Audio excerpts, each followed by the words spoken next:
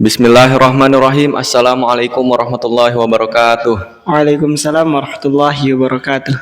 Alhamdulillah, puji syukur kita panjatkan kepada kehadirat Allah Subhanahu wa taala dan salawat serta salam kita panjatkan juga kepada Nabi kita Nabi Muhammad sallallahu alaihi wasallam. Baik. Alhamdulillah telah sampainya kita di Inspiratif Podcast volume 3 yang dimana di sini tuh ada peningkatan dari yang sebelumnya yang bisa juga penonton rasakan gitu. Ya, sekarang kameranya ada 2. Yang sebelumnya kameranya hanya 1 dan agak sulit gitu mengidentifikasi wajahnya karena mungkin jauh dan lain sebagainya ya. Nah, sekarang alhamdulillah sudah ada peningkatan dan seperti yang saya bilang juga, insya Allah kedepannya itu akan selalu ada peningkatan. Nah, qadarullah saya masih sebagai host di acara Inspiratif Podcast ini, tapi kita kedatangan bintang tamu baru, yakni Akhina Ridwan Setiawan. Silahkan Ridwan, perkenalan. Baik. Perkenalkan, nama saya Muhammad Ridwan Setiawan. Biasa dipanggil Ridwan. Terus hobi saya memasak, ya sedikit aneh dan jarang juga lelaki itu suka masak, tapi ya inilah kenyataannya. Dan gak sedikit juga laki-laki yang jago masak seperti yang kita ketahui, ada Chef Juna, Chef Arnold, terus siapa lagi? Dari luar negeri banyak itu, kayak contoh yang Anda tahu itu Chef Gordon Ramsay.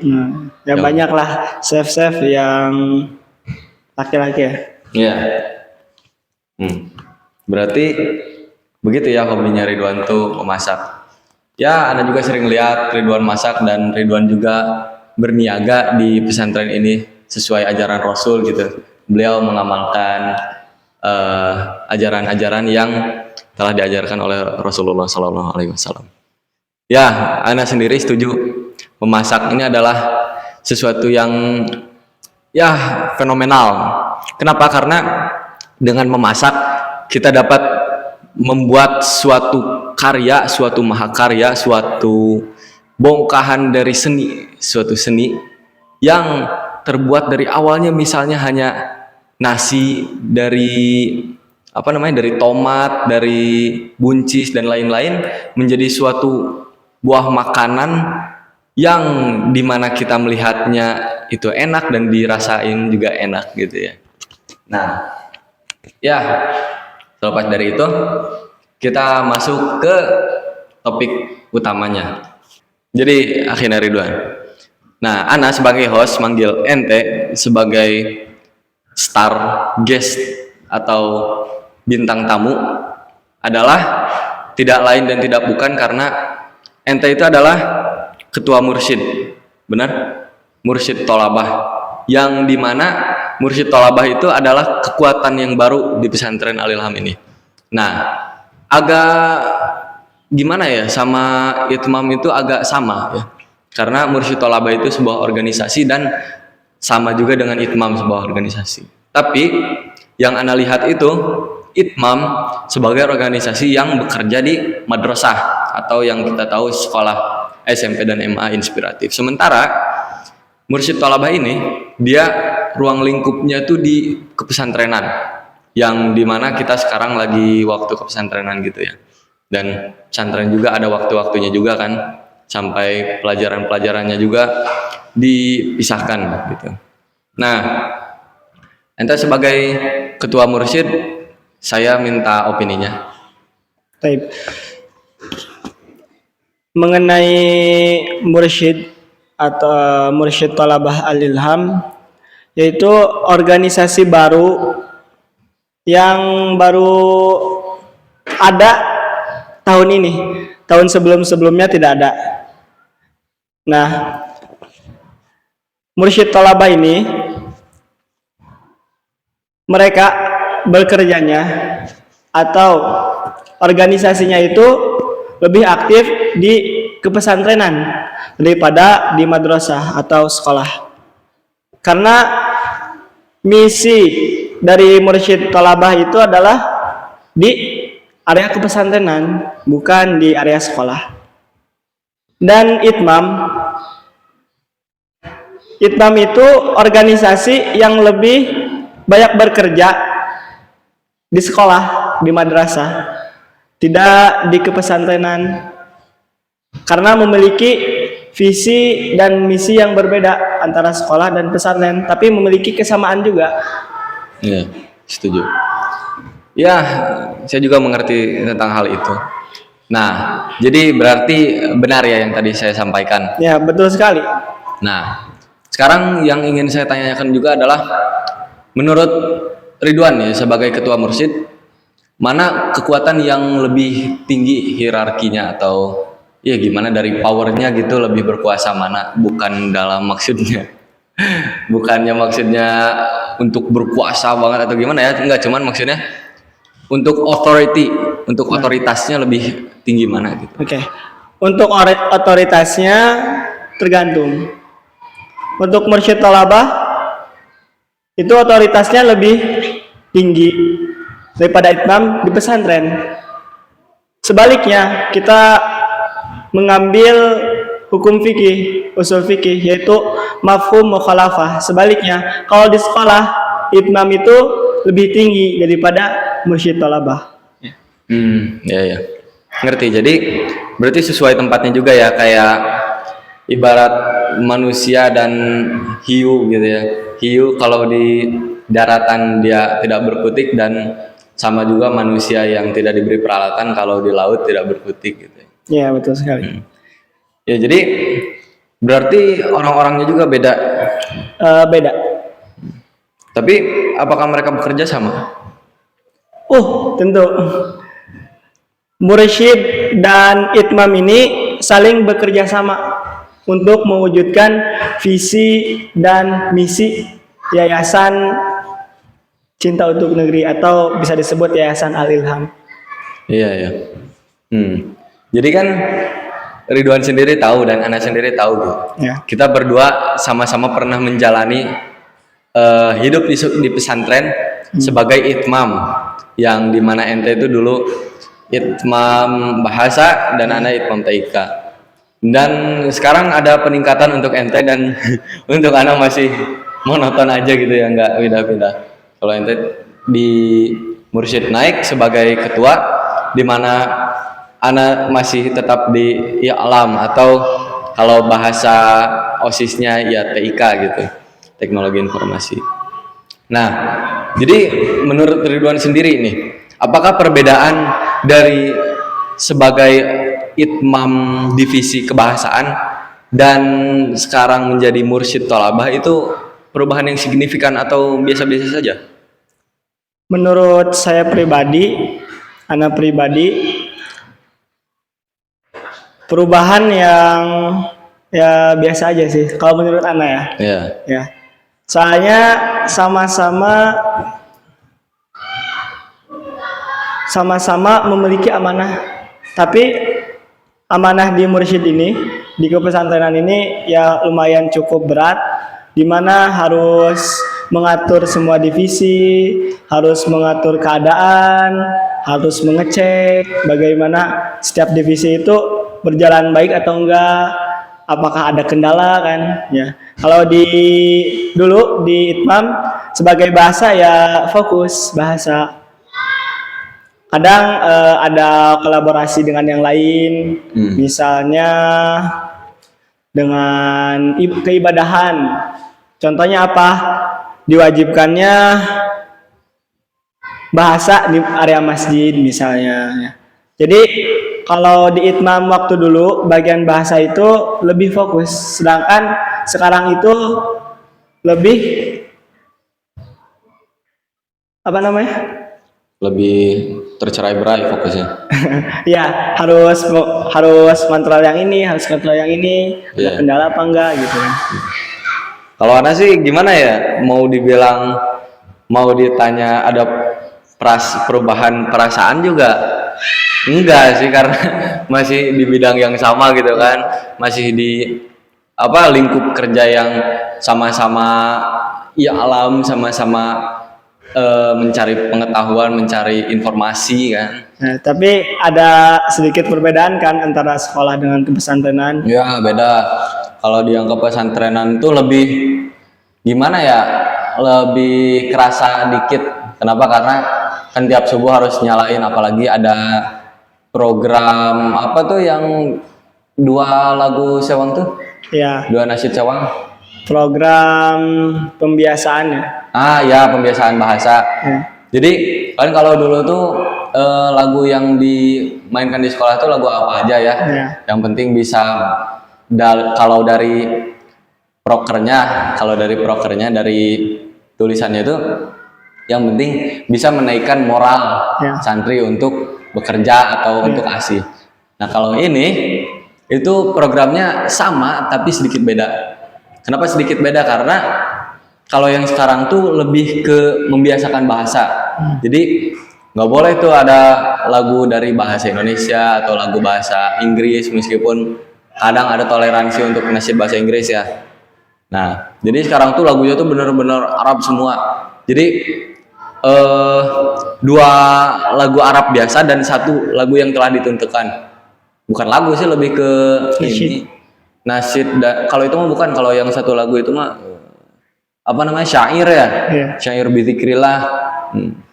Ya, kita mainin syair bidzikrillah tiap 2 nasyid setelahnya gitu. 2 nasyid bidzikrillah, 2 nasyid lagi bidzikrillah lagi. Nah, kalau untuk 2 nasyid yang selang bidzikrillah itu nasyidnya tuh apa, relatif ya. Bisa diganti-ganti ya.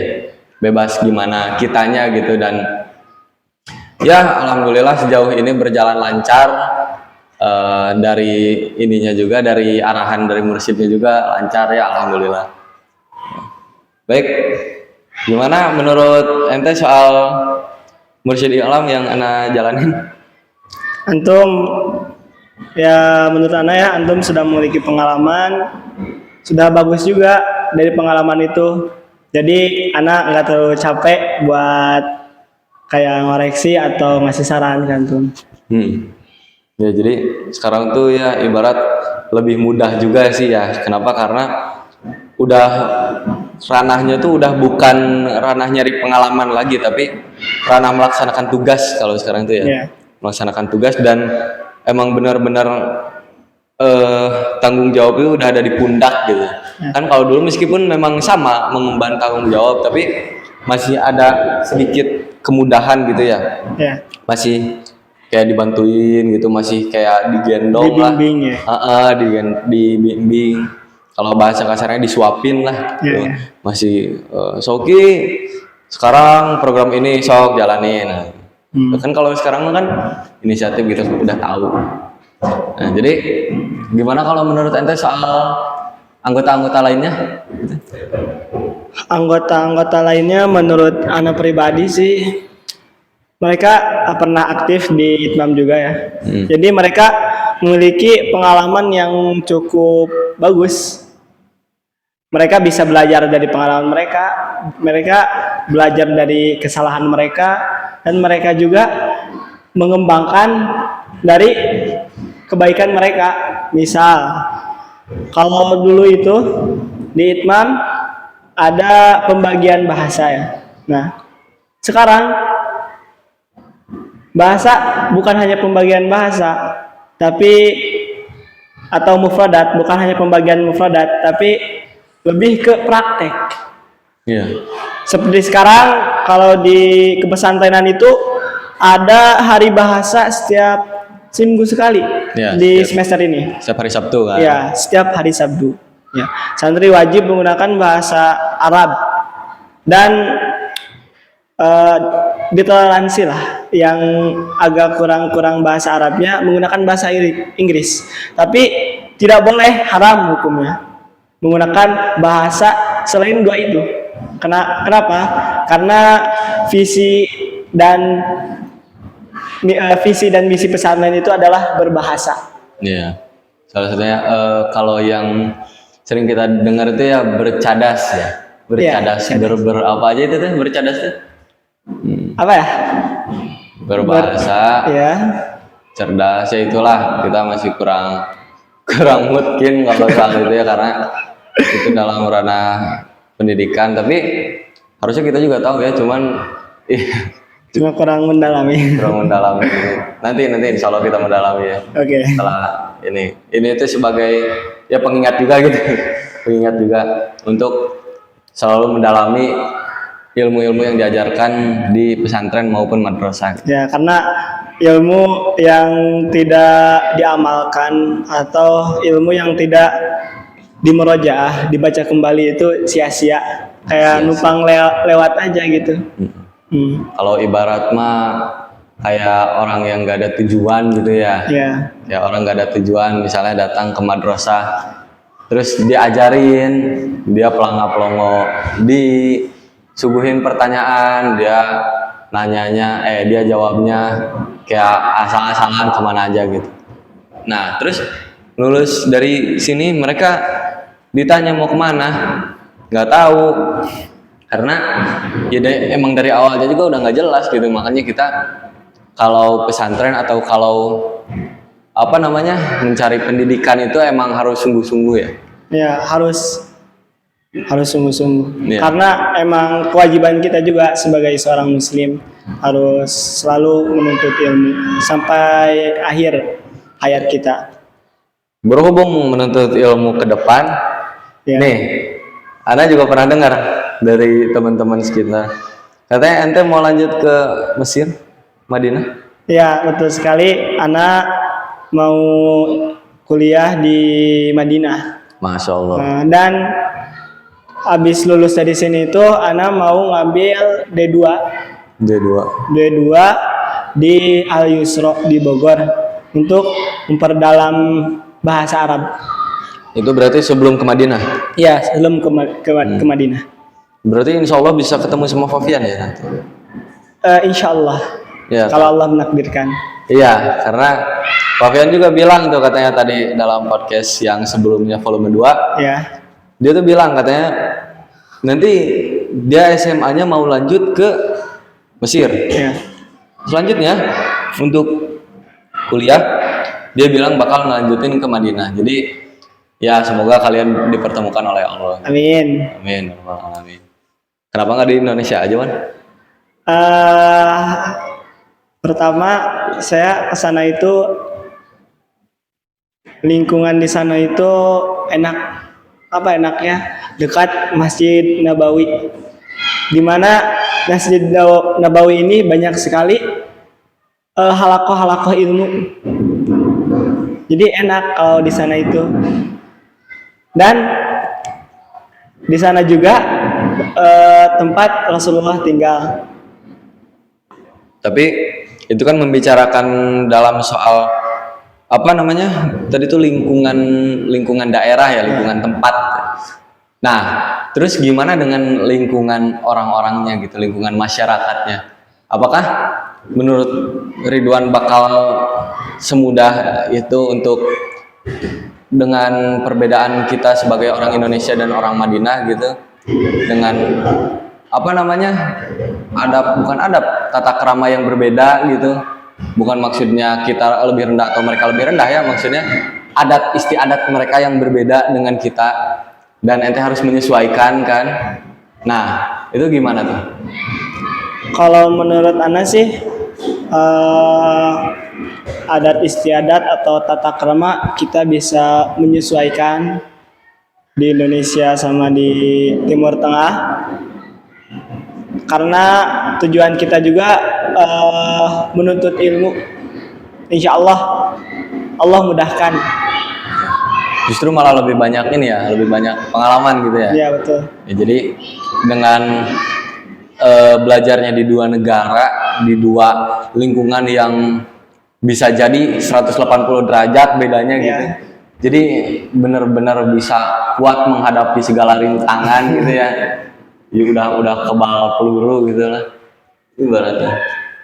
Ya, baik, ada tambahan gak gitu buat para penonton atau apa? Buat para penonton sedikit tambahan,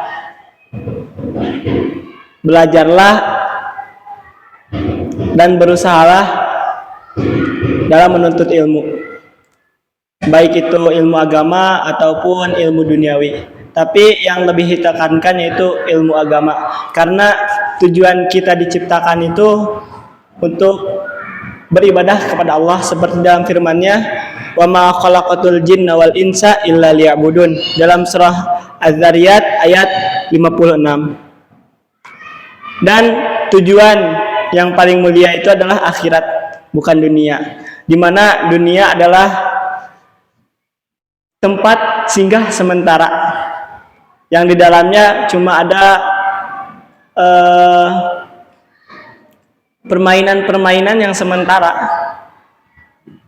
Tapi kebanyakan umat manusia, mereka mengikuti nafsunya. Dan jangan lupa setelah kita belajar, kita ulang pelajaran.